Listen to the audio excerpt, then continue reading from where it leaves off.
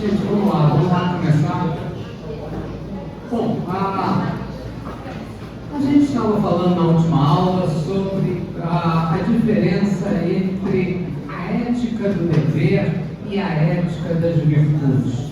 Então, a grande discussão socrática é o estabelecer uma sociedade conforme a ética, conforme a verdade. Então, o objetivo da sociedade é estabelecer o homem grego como um ser para a virtude.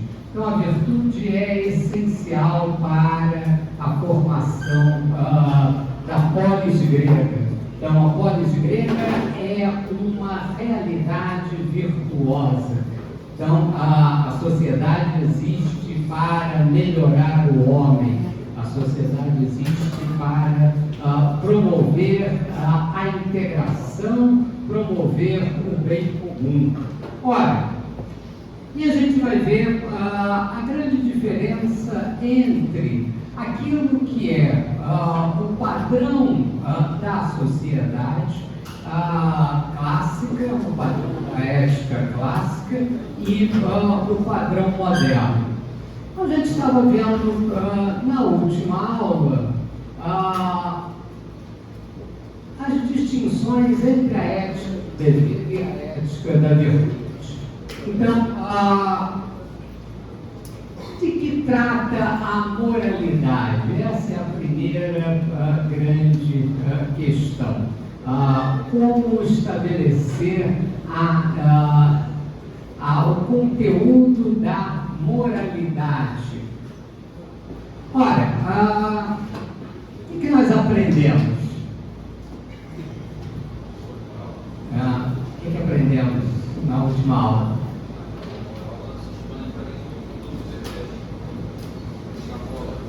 Então, na escola, a diferença entre a ética do dever e a ética da virtude. Oi?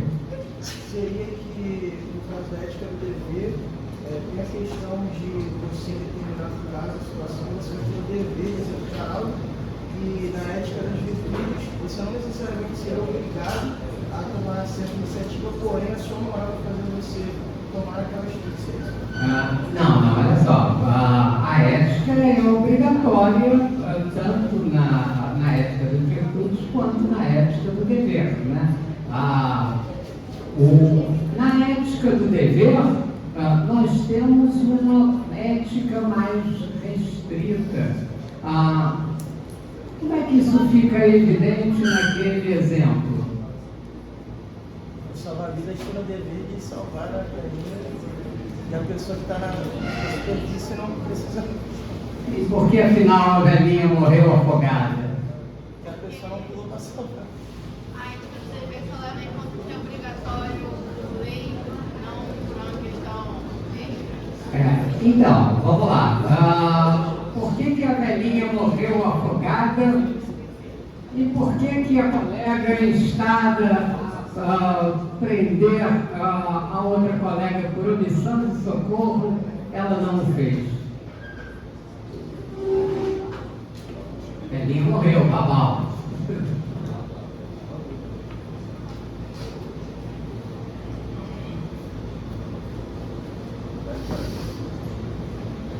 Então,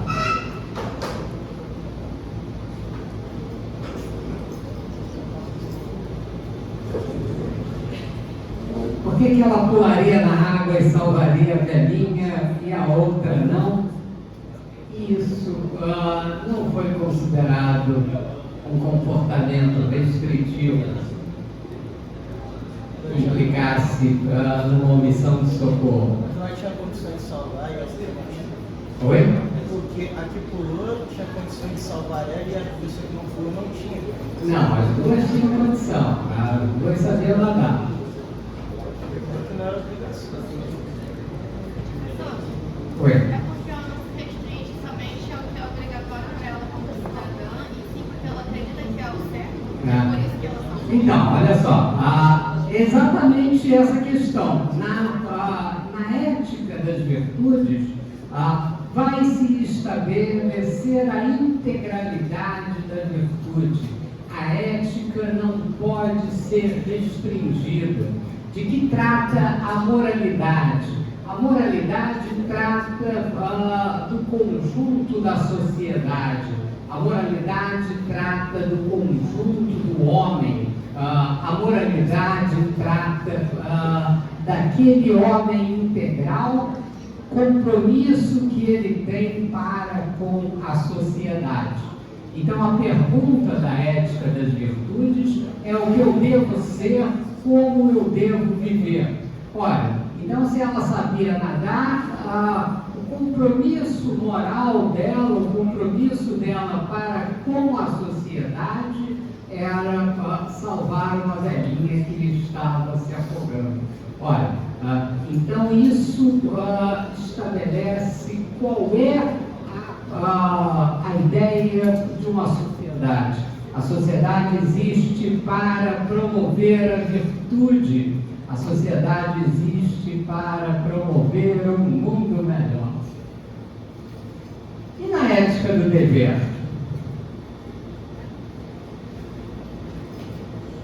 A ética do dever está limitada àquilo que está definido em uma norma legal. Aquilo que seja o obrigatório está definido numa norma, não necessariamente para o melhor desenvolvimento da sociedade, mas para o cumprimento estrito daquilo que era obrigatório. Olha, então, na ética do dever, nós temos uma moralidade limitada, uma moralidade circunscrita à lei. Como isso afeta a sociedade?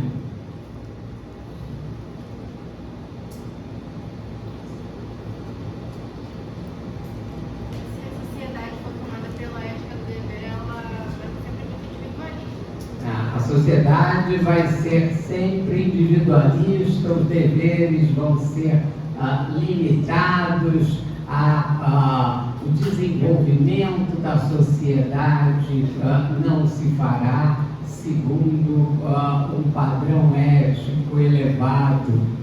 Basta você ver aquelas pessoas que estão se degladiando no Facebook. Estão rumando para um mundo melhor? Não, estão apenas ali xingando os outros, se aproveitando de uma circunstância anônima para poder fazer tudo aquilo que eles não teriam coragem de fazer face a face. A sociedade está melhor? Não, a sociedade está pior nessa circunstância. Entenderam? Ok? Então vamos lá. A ética das virtudes. Qual a terminologia moral da ética das virtudes? Como estabelecer essa terminologia? O que consiste o comportamento adequado? Olha, na ética do dever, a terminologia é uma terminologia deontica. Ela está determinada pelo dever. Ela diz respeito ou tem o foco à ação externa. Tem como foco aquilo que está delimitado nessa ação. Ora, aquilo que está determinado na ação é estabelecido de acordo com um dever estrito, um dever perfeitamente estabelecido. Aqui aquilo que o Stanhope vai chamar de conceitos finos, aquilo ao qual a pessoa está estritamente obrigada. Será uma pessoa boa aquele que se comportar consoante esse dever. Ora, mesmo exemplo da velhinha, aquela segunda pessoa que não pulou na água, é uma pessoa boa? Depende da perspectiva. Depende da perspectiva. Traduz isso. Porque se for uma pessoa que segue a ética da virtude, obviamente não é uma pessoa boa. Mas se é uma pessoa que segue a ética do dever, para ela não tem um comportamento errado. Então, tudo é relativo.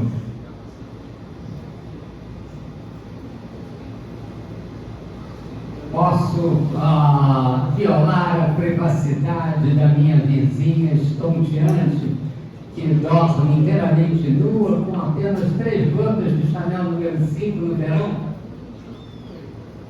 Não estou fazendo nada errado, está tudo de acordo com a lei. Eu abri frestas de ventilação para ter a mais panorâmica visão da minha vizinha, tudo de acordo com o artigo 1301 do Código Civil.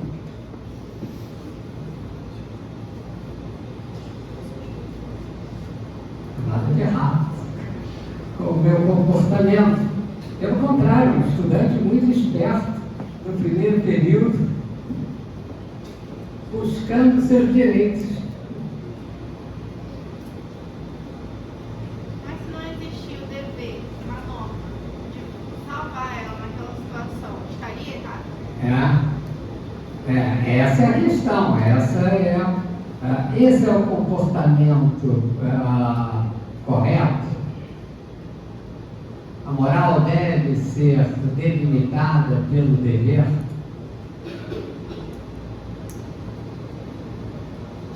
Está entendendo onde a gente quer chegar? Oi. Eu acho que uma sociedade que é delimitada só pelo dever, ela é uma sociedade meio que morta. Porque o indivíduo ele não se idealiza, ele não imagina algo maior, ele faz só o que ele é obrigado a fazer. Ele faz só o que ele é obrigado a fazer, ele não se imagina indo para um mundo melhor. Ele está delimitado por aquilo que ele é estritamente obrigado. Ora, então a ética moderna, ela define a bondade em termos de retidão. Não é obrigado a pular na água, então aquela é uma pessoa bondosa, porque ela não tinha o dever de agir, ela não era salva-vidas, então ela não estava, aquilo não fazia parte daquilo que ela era obrigada. Então, nessa circunstância, não havia a obrigação de pular na água. Qual foi o resultado? Menos uma velhinha no mundo. A pobre velhinha morre afogada. Morre afogada pela ausência de um comportamento adequado. Entenderam isso, gente? Na ética das virtudes, a moral é aretaica, ela diz respeito à totalidade da realidade, ela não está determinada pelo dever, ela está determinada por um compromisso amplo. Então, como a colega respondeu ali, quando eu perguntei, ela sabia nadar, ela pularia na água para salvar a velhinha. Então, a terminologia moral é uma terminologia aretaica, terminologia ampla. É aquilo que ela é obrigada, ela se sente obrigada a fazer como membro da sociedade. Se ela tinha condição de fazer e de ter aquele comportamento altruísta, ela teria o comportamento altruísta. Oi. Esse termo aretai vem de areté? vem de honra. É o comportamento que a pessoa tem para com a honra que ela tem para com a sociedade, ser membro da sociedade.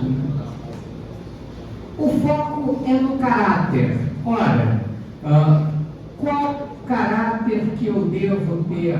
Qual o caráter que eu devo ter para ser um membro da sociedade?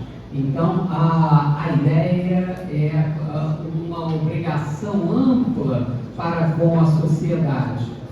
Os conceitos são conceitos grossos, então aquilo para o qual a pessoa é obrigada é uma obrigação ampla, não está estritamente definida. É mais o comportamento que a sociedade espera de uma pessoa. Ora, e a bondade ela é definida em termos de excelência humana. Ora, então é o comportamento de excelência, é aquilo que eu devo fazer como membro da sociedade. Então, essa ideia da terminologia moral na ética das virtudes.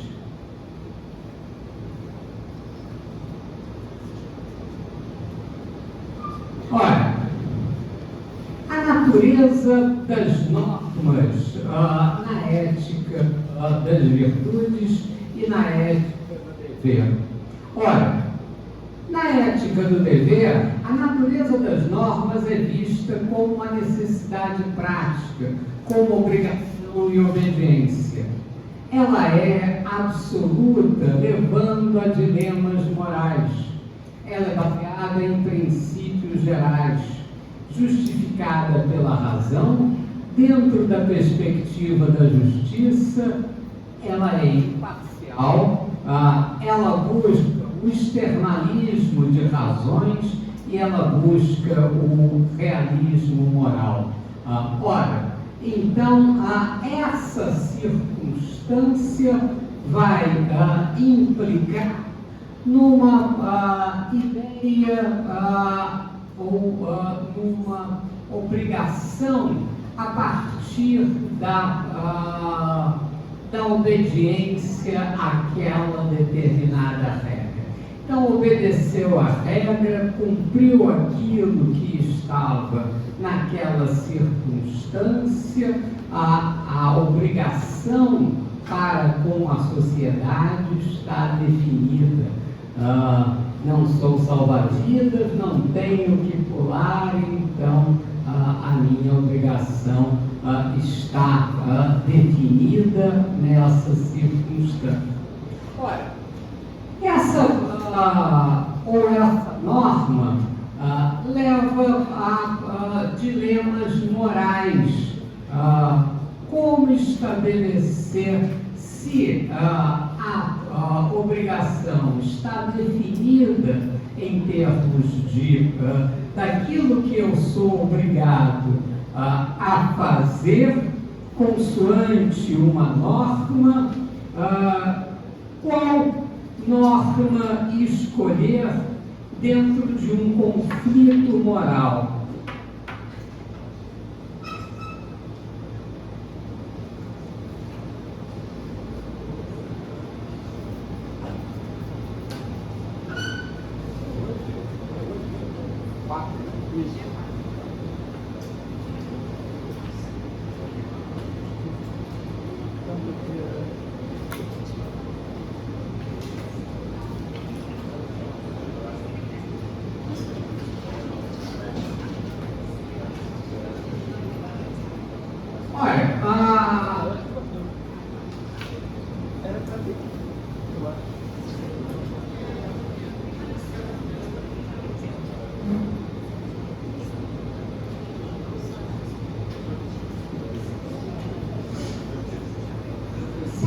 Que eu sou obrigado a fazer está estritamente definido em termos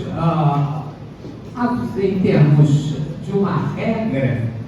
Essa regra tende a ser vista como absoluta e levando a dilemas morais. Sou médico num hospital em uma pandemia.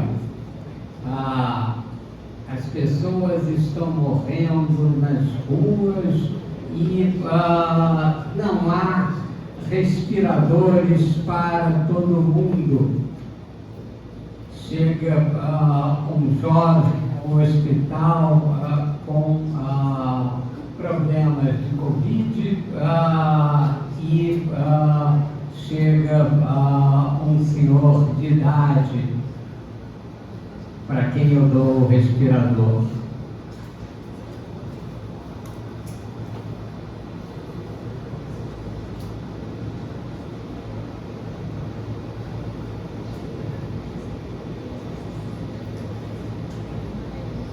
Segundo a ética do dever, você vai dar para o mais jovem. Segundo a ética da virtude, você teria que dar um jeito de dar para todo mundo. Por que para o mais jovem? Porque em tese ele tem mais vida. Mas aí você está sendo um utilitarista, né? Todos têm direito à vida. A norma diz isso. O procedimento era esse, na pandemia. A norma diz que todos têm direito à vida, sem exceção. Na Itália, com 50 anos aí, tinha que ligar. Oi? Na Itália, vai ver, acho que no pico da pandemia, com 80 anos que chegaram, tinha que ceder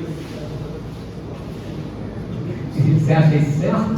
Não, é um fato, eu estou dizendo que é certo. Oi?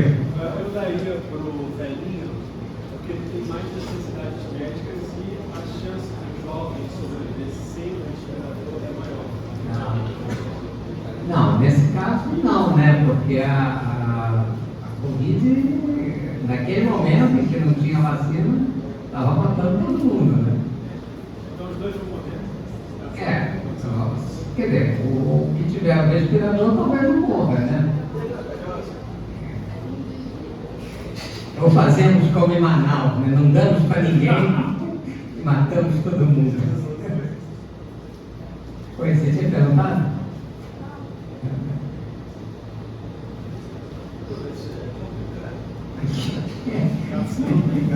Ainda está tempo de desistir e fazer medicina.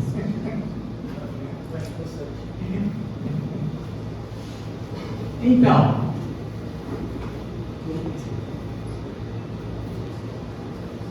entenderam as questões? Na ética do dever, o dever está delimitado pela norma. Ora, a norma vai levar a dilemas morais, porque tem casos em que eu simplesmente não tenho como escolher. São as famosas escolhas trágicas do direito. Então, a norma é absoluta e ela leva a dilemas morais. Olha, eu tenho que buscar princípios gerais, mas às vezes os princípios gerais não existem. Dou o respirador para quem? Dou o respirador para o jovem, porque ele tem mais, teoricamente, tem uma sobrevida. Isso significaria estabelecer uma perspectiva utilitarista. Esse não pode ser um princípio geral. Qual é a grande característica de um princípio geral?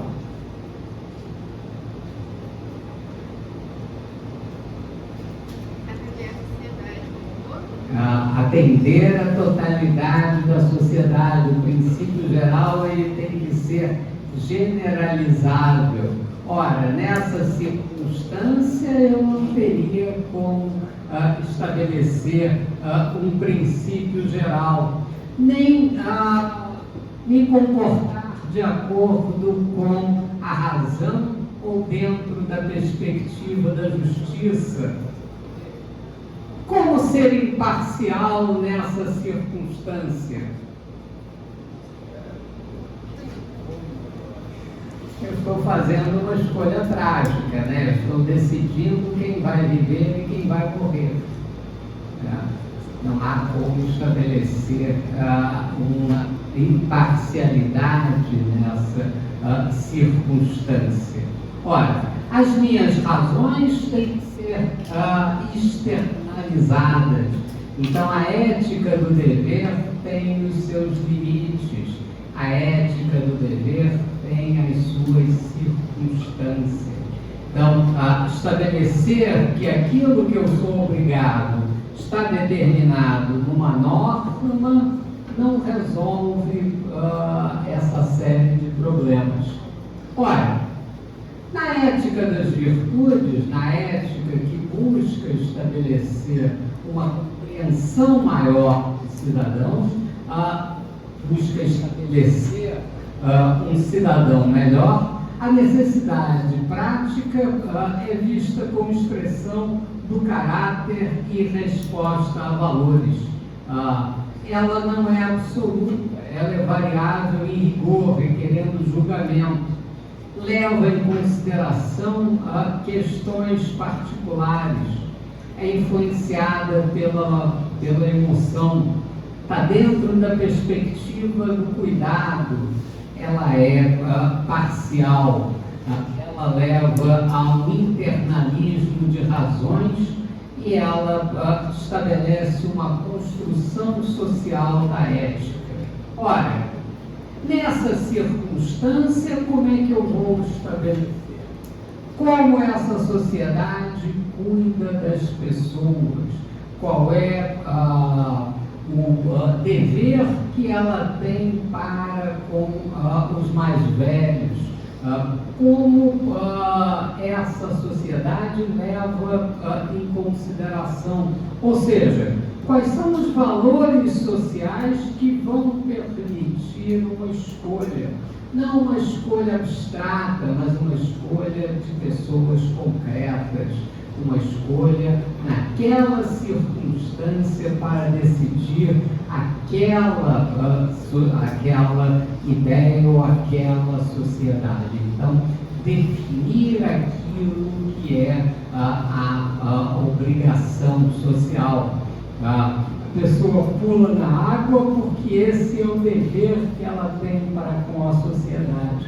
Se ela consegue, em tese, salvar a pessoa, ela tem o dever moral de pular na água, ainda que não tenha um dever delimitado na norma. Claro, gente, então isso significa um comportamento parcial, um comportamento ligado a valores, um comportamento dentro da perspectiva de cuidado. Essa é a ética das virtudes. Ora, a base das normas. Oi. E no exemplo que o senhor deu do hospital, na sociedade seguindo a ética das virtudes, o que seria feito? Provavelmente você salvaria a pessoa de maior idade, né? Provavelmente esse seria o comportamento social adequado. A pessoa dentro dessa escolha trágica, você buscaria aquela que está numa situação maior de desamparo, que era o que o colega me tinha colocado, entendeu? Eu vou salvar a pessoa de mais idade, porque o outro talvez tenha, pela sua posição física, uma possibilidade de sobrevivência. Né? Ok? Então vamos lá. A base das normas. Qual a base das normas na ética do dever e na ética das virtudes? A base das normas na ética do dever é baseada na razão metafísica ou a priori. O modelo é um modelo do fundacionismo e a ética é uma ética universal. Ora, então eu vou estabelecer uma circunstância ligada a um valor abstrato, ligado ao homem abstrato, ligado ao homem dentro de uma perspectiva hipotética, dedutiva, dentro de uma razão metafísica. Todos os homens nascem livres, iguais, em dignidade e distinção. Todo homem tem direito à vida, à segurança pessoal e à busca da felicidade. Ora, na Declaração de Independência dos Estados Unidos da América, uma razão metafísica não leva em conta os homens concretos, não leva em conta os homens em geral, não leva em conta os homens reais, leva em conta uma razão metafísica, uma razão abstrata. Consequentemente, um valor universal que não pode, por vezes, ser estabelecido, não pode, por vezes, ser estabelecido dentro dessa perspectiva. Claro, gente, aqui, vocês sabem, quando a guilhotina foi abolida como pena de morte na França, Bastilha se cortavam as cabeças. Foi bastante usado. Oi?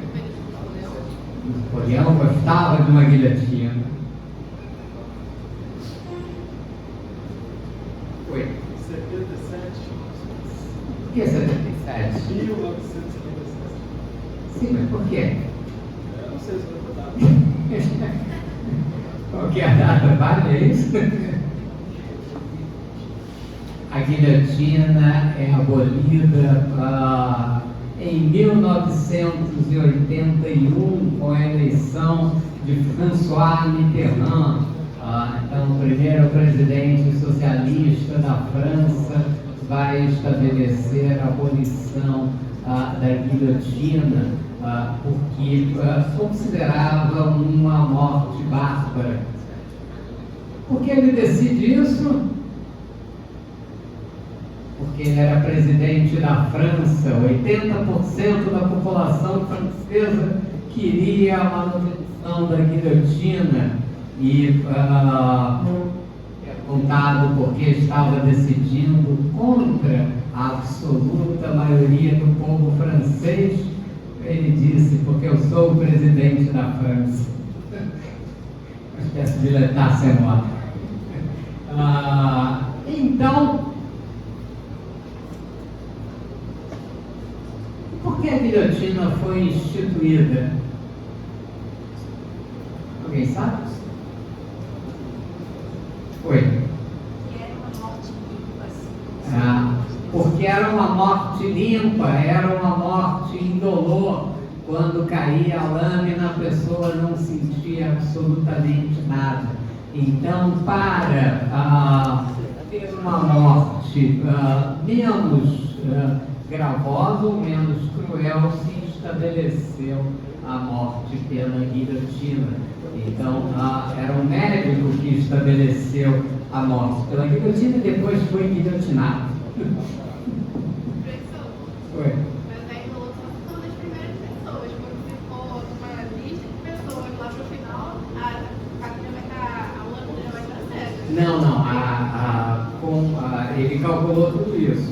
Com o peso da lâmina, você corta o pescoço da pessoa sem que ninguém sinta nada. Fazer o teste lá. Perfeito, gente? Olha, então vejam que uma razão metafísica não é necessariamente a melhor das razões, não é. Então a ética do dever não necessariamente vai estabelecer o melhor dos valores. Então a ética das virtudes vai trabalhar o desenvolvimento do sentimento da comunidade. Então, instituições fundadas em tradições comunitárias. Então, não se admitia num Estado progressista como a França, a manutenção de um instrumento como a guilhotina, ainda que a guilhotina tivesse uma perspectiva piedosa, que era de não causar uma morte sem maiores danos para a pessoa. Como é que os americanos matam os seus criminosos? Dão aquelas injeções letais que às vezes o sujeito fica ali estrebuchando durante vários minutos. Você precisa dar uma outra dose, ele estrebucha mais e acaba morrendo em circunstâncias absolutamente horrorosas. É para isso que a guilhotina serve, ela mata instantaneamente, sem que a pessoa sinta nada. Entendeu? Ora, então, aquilo que seja a perspectiva na ética das virtudes deve estar não baseado numa razão metafísica, mas em considerações comunitárias. Um país com a tradição de liberdade da França não poderia admitir em 1981 a continuidade da guilhotina. Então, a interpretação não é universalizante, fundacionalista, mas é uma interpretação hermenêutica ligada a valores cultivados na comunidade. Ela tem um ponto de vista cultural. Então, a ética das virtudes significa o desenvolvimento de virtudes comunitárias, o desenvolvimento de virtudes para um homem melhor. Professor, Oi. o que significa essa hermenêutica? Eu já vi vários lugares, mas sempre... A hermenêutica é a ciência da compreensão, da interpretação. Então, estabelecer a hermenêutica de alguma coisa significa fixar o sentido e o alcance daquela coisa. Então, você vai interpretar para estabelecer, naquela circunstância, qual é a dimensão daquela norma, né? Essa é a atitude hermenêutica, né? Ora, a psicologia moral da norma das virtudes e da norma na ética das virtudes e na ética do dever. A psicologia moral na ética do dever leva ao dualismo. A bondade é inerente à vontade ou à alma. Presume a lucidez da consciência para fundar a voluntariedade. As pessoas são sociais. A psicologia moral na ética das virtudes pressupõe um holismo, pressupõe uma concepção abrangente. A virtude é inerente à totalidade da pessoa. A psicologia moral na ética das virtudes aceita a opacidade da consciência. As decisões são muitas vezes obscuras para os agentes. Os seres humanos são independentes e sociais. Então, há uma comunidade que expressa determinados valores. Então, o homem não está individualizado, o homem não é uma mônada, o homem não é um átomo social, o homem é algo concreto, o homem é um ser concreto tendo que tomar determinadas decisões naquela determinada circunstância. Dou o respirador para quem? Qual o valor social que eu tenho que ter para estabelecer uma escolha em concreto, levando em consideração a dependência da sociedade, levando em consideração aquelas circunstâncias. O que se decidiu na Itália naquele momento em que faltavam respiradores?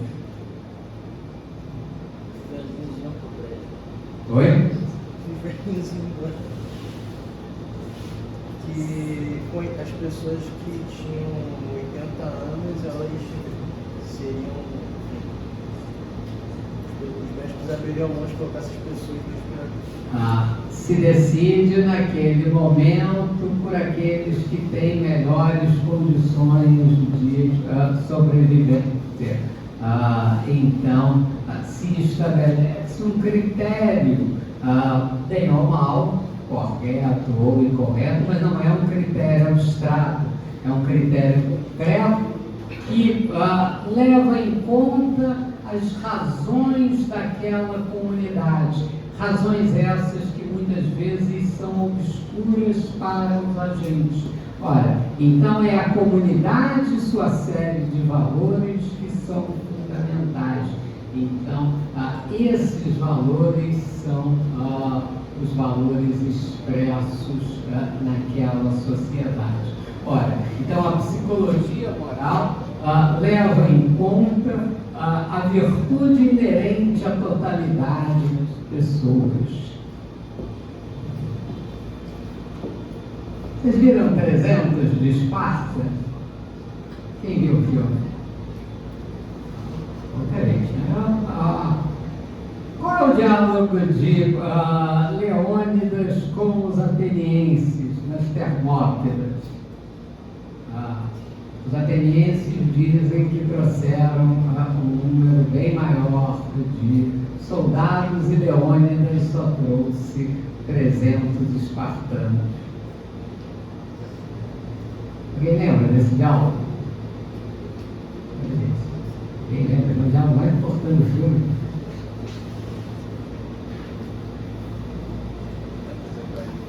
Tem jeito não, né? Vejam. Vocês vão ter que ver legalmente loirador. A continuação. Leônidas vai estabelecer, ele pergunta aos atenienses qual é a profissão das pessoas, né? E um diz que é ferreiro, outro diz que é agricultor, ou então escultor. E aí ele pergunta aos espartanos o que eles são. E aí os 300 respondem em uníssono: somos guerreiros. Então, todos eles treinados para a batalha, eles com uma capacidade de defesa extraordinária. Ou seja, todos eles respondendo a uma virtude que tornava aquela pessoa uma verdadeira máquina de guerra, aquela virtude que dizia respeito à totalidade das pessoas. Eles não eram pessoas ali combatendo por diversão, eles combatiam por Esparta e eles combatiam porque foram treinados a vida toda para esse combate. Entendido isso, gente? Okay? A natureza dos juízos morais sobre os outros. Na ética do dever, a natureza é neutra em relação aos agentes. As ações superrogatórias são difíceis de entender. O que é uma ação superrogatória?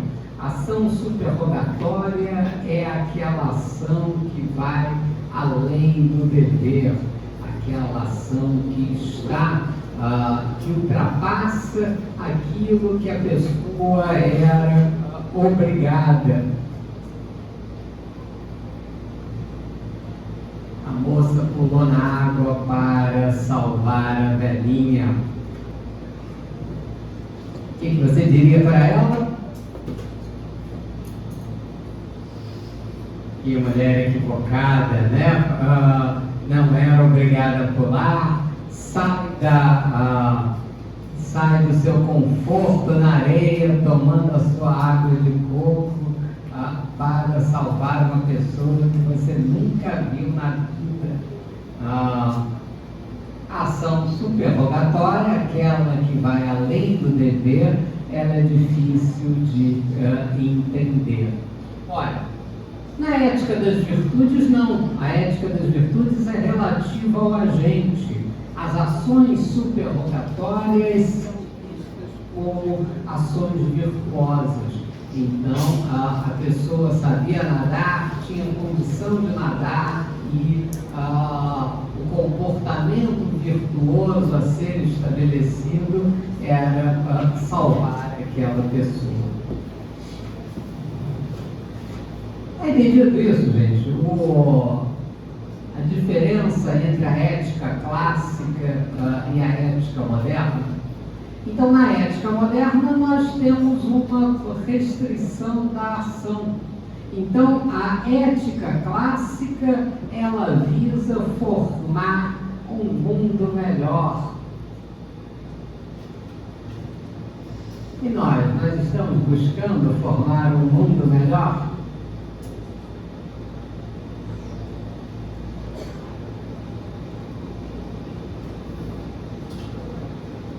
As normas servem para formar um mundo melhor? Vão ser advogados.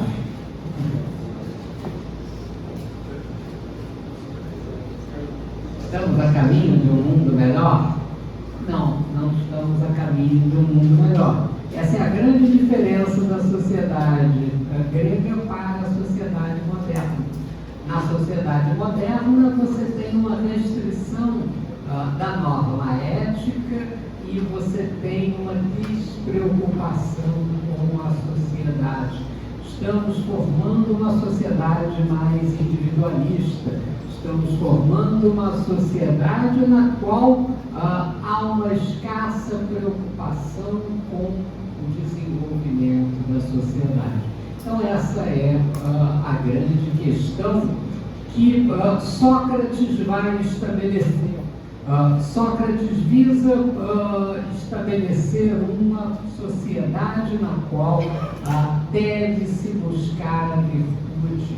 Então, a organização social deve ser uma organização para a virtude. Então, é fundamental estabelecer essa sociedade. Entenderam isso, gente? Como é que funciona a lógica grega? A lógica grega é uma lógica diferente, bastante diferente da lógica moderna. Oi. O convencionalismo da ética do dever. O dever está estabelecido numa norma, numa convenção. Se você não é guarda-vidas, você não tem a menor obrigação de pular na água. Entenderam? Bom, aí nós chegamos no ponto culminante daquilo que é importante para a nossa circunstância. Como estabelecer aquilo que seja a essência do direito e a essência da sociedade, né? Vocês sabem que nós somos monotemáticos, temos pouco apreço pelos filósofos e apenas apreço naquilo que avança a ciência do direito. Olha, e o primeiro grande autor que vai trazer as ideias socráticas, as ideias para estabelecer uma sociedade virtuosa, para estabelecer uma sociedade conforme a verdade, é Platão. Platão é o grande teórico da organização da sociedade. Então, Platão foi discípulo de Sócrates e ele é profundamente marcado pela morte trágica de Sócrates. Sócrates foi morto pela democracia ateniense. Sócrates foi morto pela circunstância da sociedade daquela época.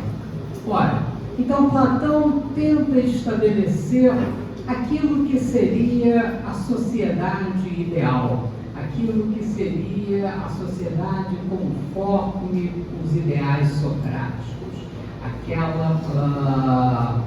Ele tenta estabelecer os princípios próprios da República.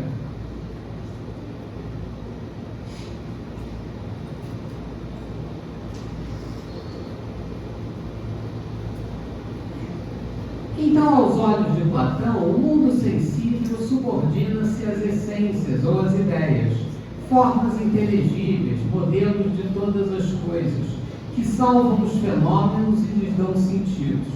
No ápice das essências encontra-se a ideia de bem, que as ultrapassa em dignidade e potência. Esse princípio supremo confunde-se com o divino. Ora, então Platão vai tentar estabelecer aquilo que sejam os princípios conforme a regulação da sociedade. Ora, a regulação das sociedades para Platão parte dessa ideia, parte da essência das coisas. Então, descobrir o que seja uma sociedade significa buscar essa sociedade conforme essa realidade essencial. Então, esse é o modelo platônico que a gente vai destrinchar.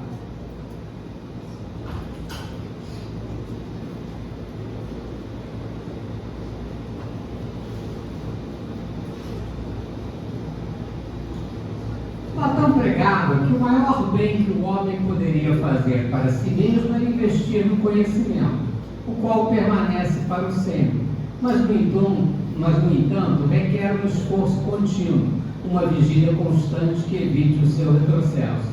Era um pré-requisito para a realização e a satisfação plena.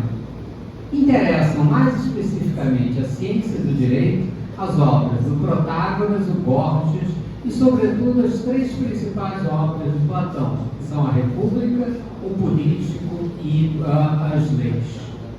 Ora, então, dentro dessa lógica da essência das coisas, Platão vai buscar estabelecer a sua ontologia jurídica. Ora, ontologia é a ciência do ser. Ora, e qual é o ser do direito?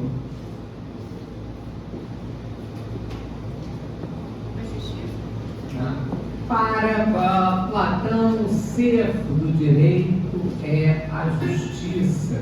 Então, direito é igual à justiça.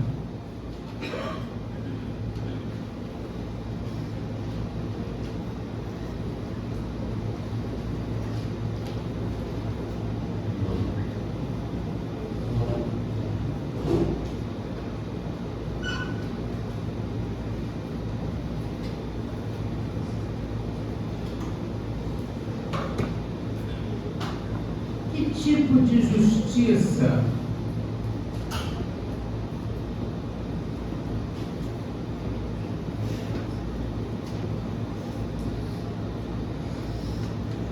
Qual é a tarefa do direito?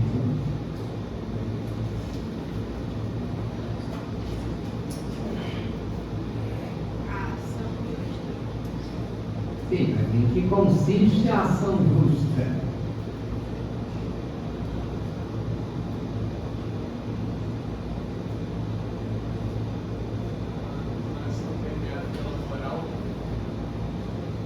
Sim, mas seria essa a moral, né? Seria uma distribuição proporcional dos bens, como dar a cada um o que é devido, mas de forma proporcional. Vamos estabelecer o seguinte: você está andando na floresta sozinho e aí você avista lá.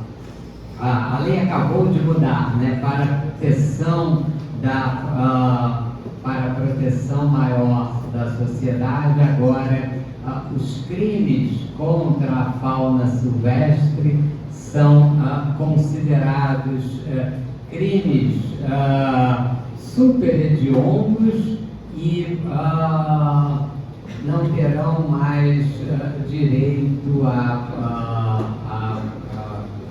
nem a progressão de regime, nem direito a não responder verdade a partir do cumprimento de um sexto da pena.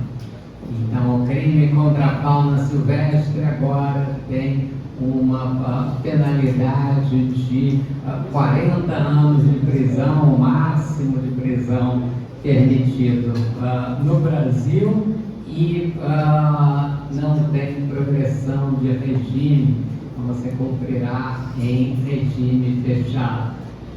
Então você está lá armado na floresta e você vê um mico-leão dourado. Aí o mico-leão dourado está distraído, aí você vai lá, não gosta de micos-leões dourados, e você chuta o mico-leão dourado longe.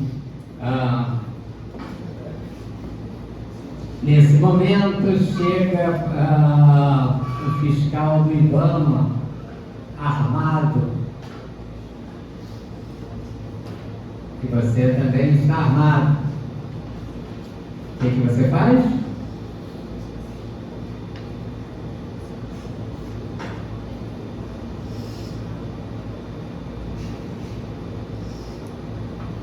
Chutar o mico-leão dourado significa uma pena de 40 anos de prisão em regime fechado, sem possibilidade de progressão de regime. É só ninguém saber o que você fez. Então, mate o fiscal do IBAMA. Porque se você matar o fiscal do IBAMA, o que acontecerá? A pena por homicídio é de 6 a 20 anos. O homicídio tem progressão de regime, né? Então, se você for bem comportado, cumprir um sexto da pena, você poderá progredir de regime. Então, sem qualquer dúvida, mate o fiscal do IBAMA. Perfeito o raciocínio?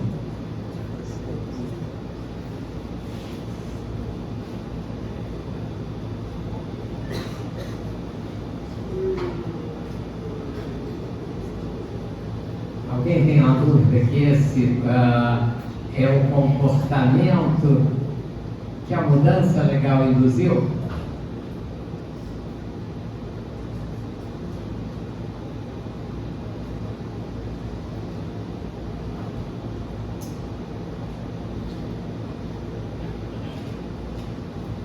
Por quê?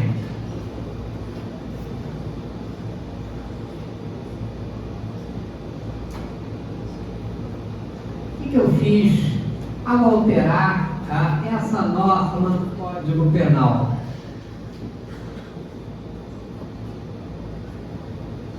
Eu alterei a proporcionalidade que existe entre as normas. Então, o Código Penal é uma racionalidade. O Código Penal é uma racionalidade conforme a razão.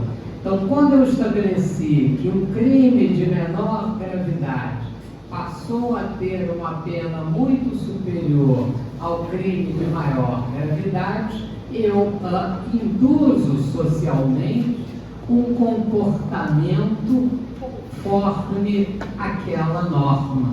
Ora, então, aquilo que seja o direito, ele deve estar em conformidade com o justo.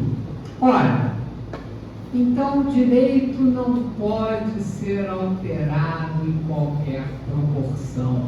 O direito tem que estabelecer sempre uma realidade proporcional, sempre uma realidade conforme a justiça.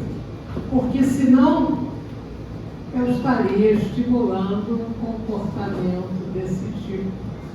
Eu estaria estimulando que o sujeito matasse o fiscal do IBAMA, né? Porque esse seria o comportamento lógico dentro daquela circunstância. Entenderam isso? As normas têm uma razão de ser. As normas têm uma proporcionalidade. Então, direito é igual à justiça. Então, a missão do homem político para Platão é a descoberta do justo. A finalidade do direito não é satisfazer cobiças, nem o enriquecimento geral ou individual, nem a ordem e a segurança, solução que nos remeteria ao positivismo jurídico. A tarefa do jurista é tentar alcançar o bem, que aqui é a justiça. A língua grega tem apenas uma palavra, o dikaion, para significar o direito e o justo. Ora, então descobrir o que seja o direito significa estabelecer aquilo que seja conforme a justiça. Então, para os gregos, o direito é uma coisa real, o direito é uma parte da realidade, uma parte da realidade que está no mundo, uma parte da realidade que existe no mundo, uma parte da realidade que existe fora das coisas.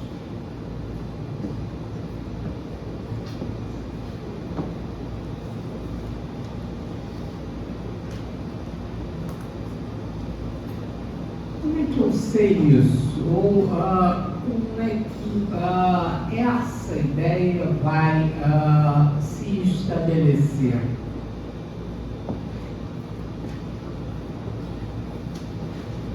O direito serve para distribuir a fantasia? Salário mínimo atenderá a todas as necessidades do trabalhador, de saúde, educação, lazer, cultura, etc, etc e tal.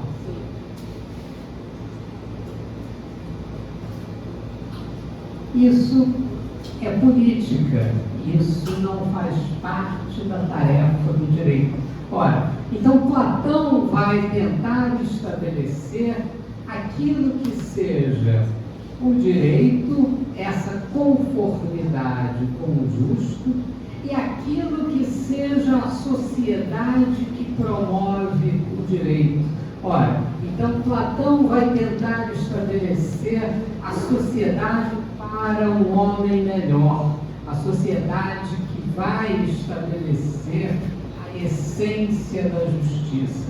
Então essa é a grande questão platônica, estabelecer aquilo que seja o justo e aquilo que seja a sociedade justa.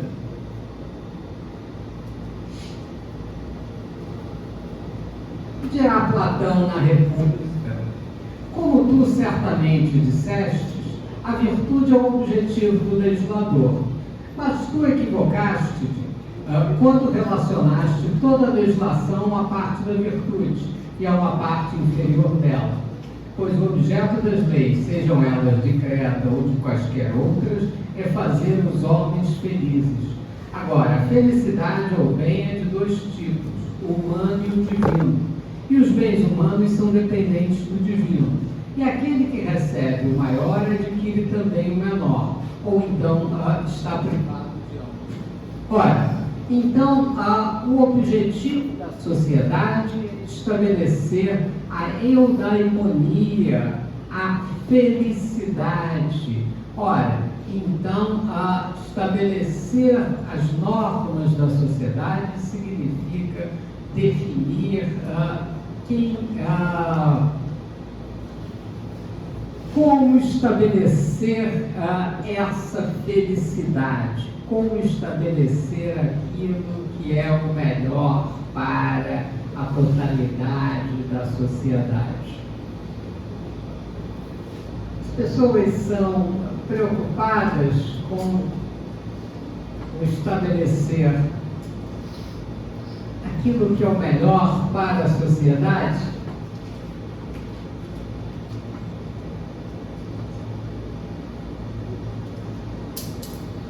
Quem deve governar a República? Para Platão é um filósofo.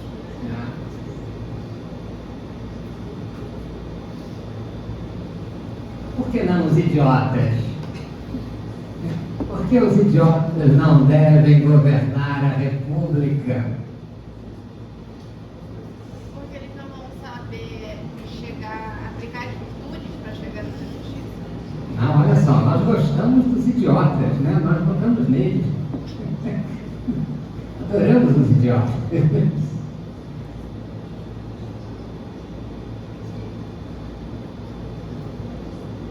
Por que os idiotas não devem governar a República?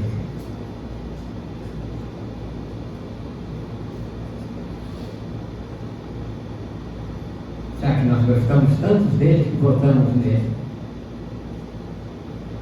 Oi. Oi. Que eles não devem governar. Desculpa.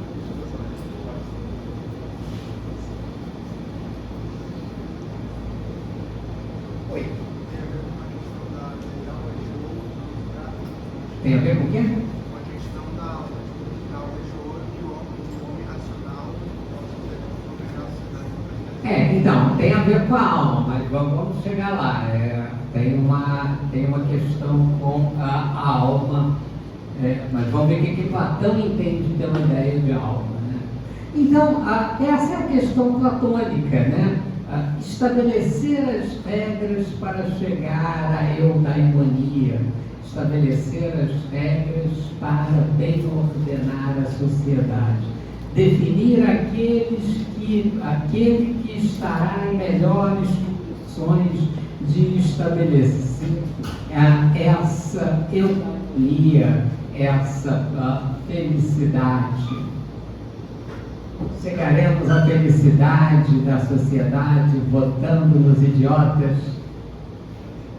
Essa é a questão platônica, né?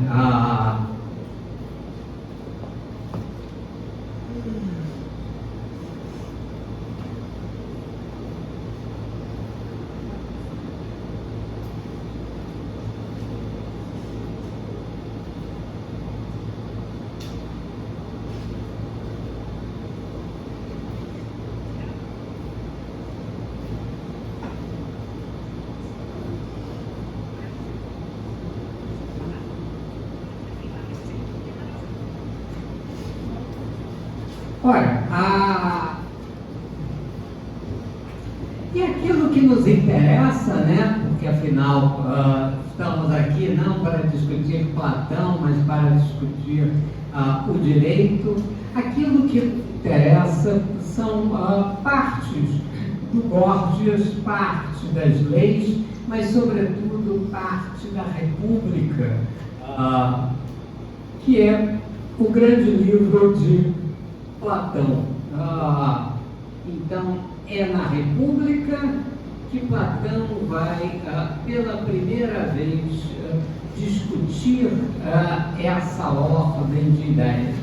Então, Platão foi um homem de muitas viagens, nascido em Atenas no ano de 427.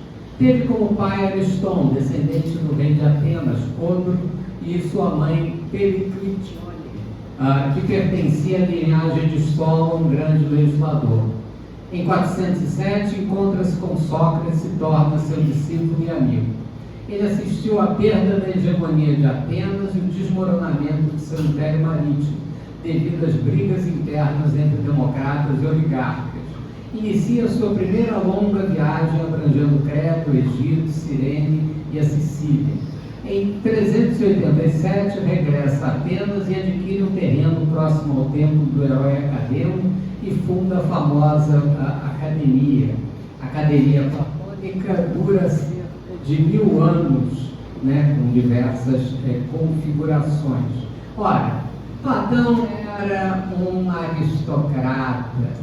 Platão estava interessado em ter uma ação política, mas essa reflexão de Platão para a ação, ela é interrompida pela morte de Sócrates.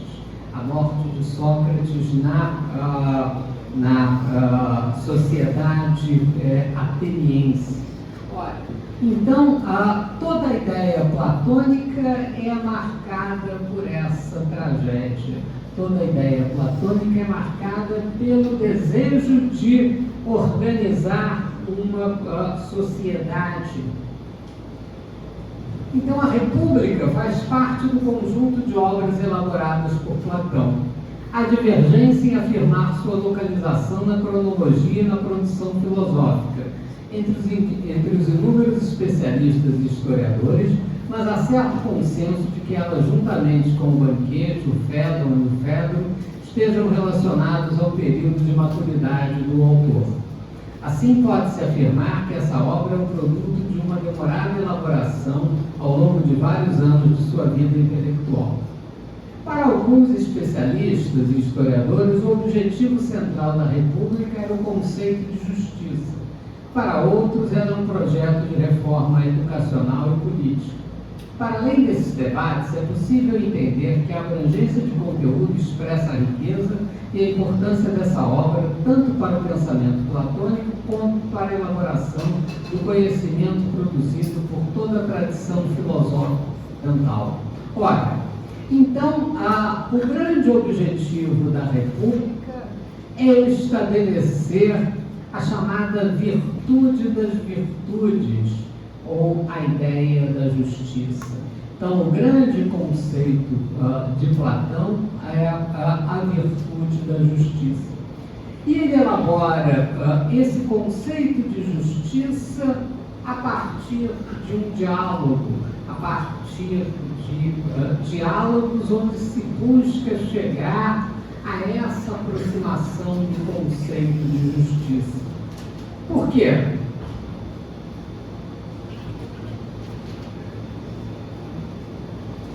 De onde é que surge o direito?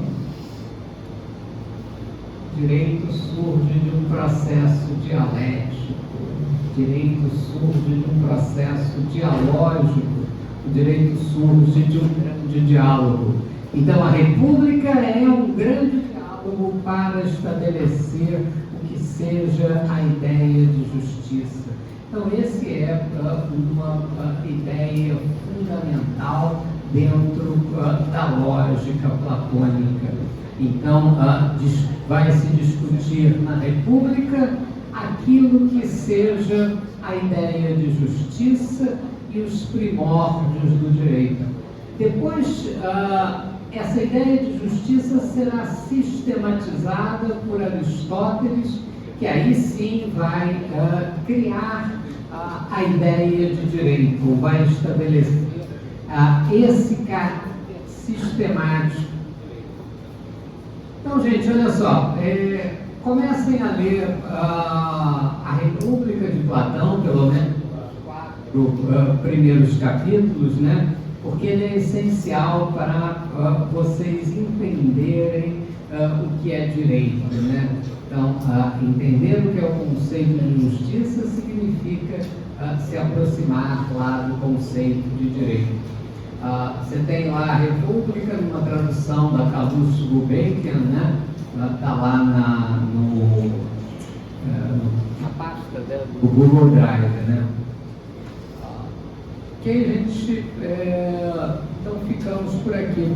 Deixa eu dar só um aviso para vocês. Na segunda-feira, às 10 horas, a gente vai fazer um evento aqui da Amigos Direito ERJ, com o Centro da Sociedade de Advogados, a CESA, né? Então, vão vir aqui advogados dos principais escritórios aqui do Rio de Janeiro, né? para debater as questões da profissão jurídica, explicar o que consiste a atividade jurídica, como é o trabalho em escritório, qual é a atividade do trabalho do direito. Vai ser aqui no Salão Nobre, então vai ser muito interessante, porque vem advogados aí dos principais escritórios de advocacia da cidade, né? E vem, quem vai coordenar vai ser o Chico Musnick, né? Que é o dono do Barbosa Musnick Aragão. Então, é uma atividade imperdível, vale muito a pena. Professor, que dia? Segunda-feira, 10 horas, próxima semana que vem. Professor, posso tirar uma dúvida com você, por favor?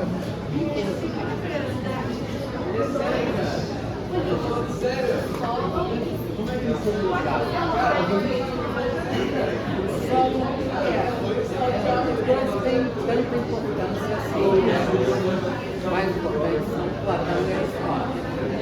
Só vai criar a primeira Não, foi legal. vai ter as primeiras regras, mas sem uma sistematização, sem entender o que seja a regra de direito. Ele é um legislador, então tem uma lei importante, uma solução foi importante para ele, né? Mas ele não foi sistematizado.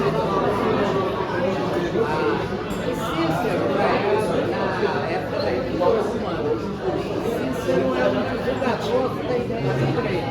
Mas ele